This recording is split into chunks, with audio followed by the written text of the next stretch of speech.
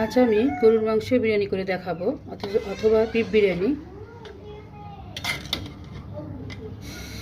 আসসালামু আলাইকুম, সাদি রান্নাঘরে আপনাদেরকে স্বাগতম। আমি আজকে বিরিয়ানি রান্না করে দেখাবো। তার জন্য আমি এখানে 1.5 কেজি গরু গোশত নিয়েছি, ছোটো করে কেটে নিয়েছি। আর রান্না করব বিরিয়ানি রেডিমিক্স মশলা দিয়ে। একদম সহজভাবে দেখিয়ে দেব কীভাবে আমি বিরিয়ানিটি রান্না করি।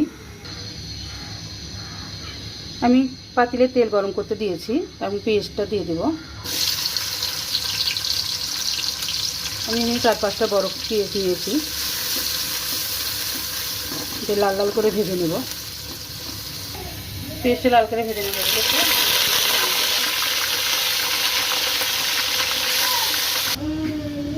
দিয়ে দেব 1 চামচ আদা বাটা, 1 চামচ রসুন বাটা,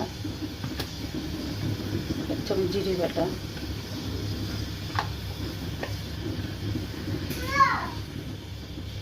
1 চামচ মরিচের গুঁড়ো, স্বাদ মতো লবণ। দিয়ে দেব রেডিমিক্স মশলাটা, পুরোটাই দিয়ে দেবো। 1.5 কেজি গোশ। দিয়ে দেবো 1 চামচ ধনিয়ার গুঁড়ো, 1 চামচ জিরের গুঁড়ো, 8-10টা কাঁচামরিচ। আর দিয়ে দেবো টক দই, 1 কাপ টক দই। আমি এটা ঘরেই তৈরি করেছি, এই টক দইটা দিয়ে দেবো। এটা ভালোভাবে মিক্স করে নেব। দিয়ে দেবো 1/2 কাপ পানি। নাড়াচাড়া করে নিয়ে এটা আমি ঢাকনা দিয়ে রাখবো প্রায় 1/2 ঘন্টার জন্য।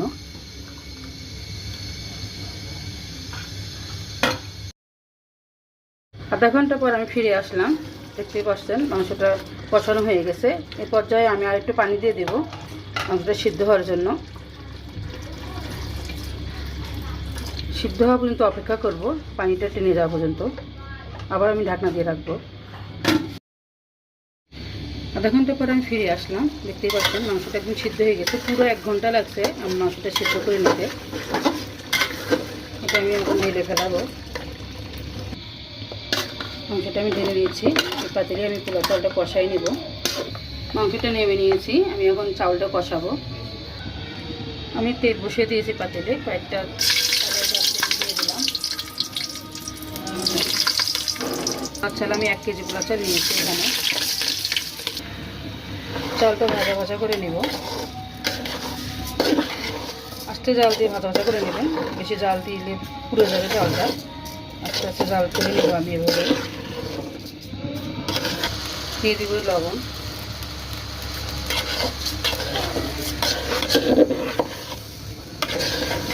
চালটা ভাজা ভাজা হয়ে গেছে, দেখতে পাচ্ছেন কি সুন্দর হয়েছে। এইভাবে ভেজে নেবেন। পর্যায়ে আমি পানি দিয়ে দেবো। আপনারা চাইলে এখানে 1 কাপ দুধও দিতে পারেন, আমি দুধ দেব না, পানি দিয়ে দিলাম। আমি ঢাকনা দিয়ে রাখবো, ফোটা পর্যন্ত অপেক্ষা। ঢাকনা তুলে দেখছেন পানিটা একদম কমে গেছে। এই পর্যায়ে আমি যেটা রান্না করে রেখেছিলাম সেটা ঢেলে দেবো।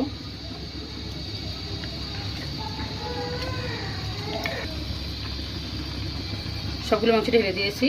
এখন আমি দিয়ে দেবো পেঁয়াজ। এটা পেঁয়াজটা ভেজে তুলে রেখেছিলাম, একটু চিনি দিয়ে পেঁয়াজটা দিয়ে দেবো।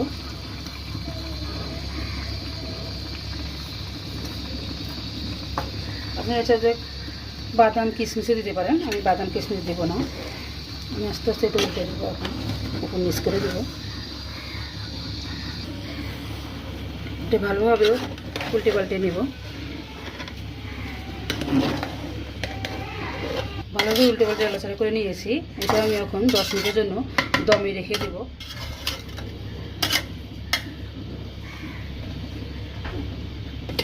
10 মিনিটের জন্য দমে রেখেছিলাম। 10 মিনিট পর ফিরে আসলাম। রান্নাটা আমার কমপ্লিট হয়েছে, দেখতেই পাচ্ছেন কত সুন্দর হয়েছে। আমি করে নিচ্ছি।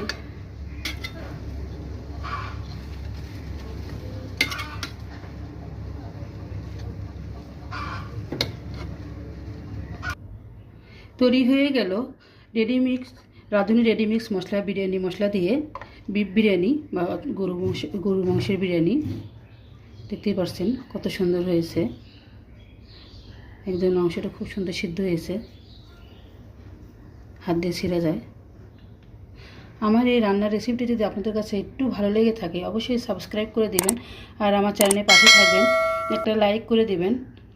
আর আজ এই পর্যন্তই, খোদা হাফেজ।